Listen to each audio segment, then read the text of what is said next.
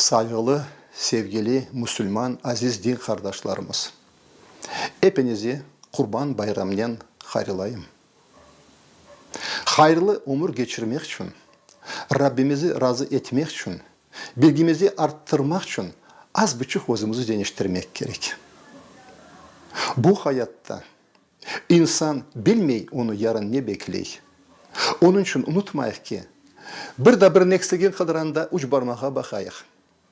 Resulullah aleyhi ve sellem hatırladı ki, eğer Allah'ın kulu bilse ki onun kolunda bir şey yok, o öz eksiklerini yok etmek için tövbe etmek hareket ederdi. Tövbe kapısı 24 saat açık, en büyük kapı. Tövbeyle beraber kalpler temizlenir. Ve unutmayıq ki, bu birliği tiklep, temelli vatanda yaşap vatan sahibi olmak için bize azıcık kaldı. Bu barmağı bunda koymak, bana buna birlik derler. Bu birliği tiklemek bugünkü günde mümkün. Yarın geç olacak. Ana babalarımız, hartanalarımız hepsi bizi vatanı sevdirdir. Bu niyetle vatana geldik.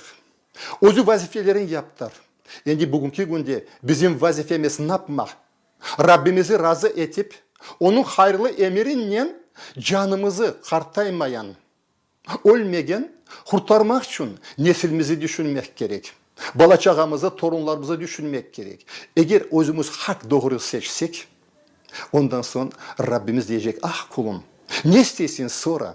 Çok sonra benden, az olsanız da, fuhare olsanız da, silahınız olmasa da, bütün güç kudret bendedir. La kavle ve la kuvvete illa billah diyen sözleri Kur'an-ı Kerim'de Allah Teala hatırlatıyor ki, yoktan var eten, vardan yok eten o ki.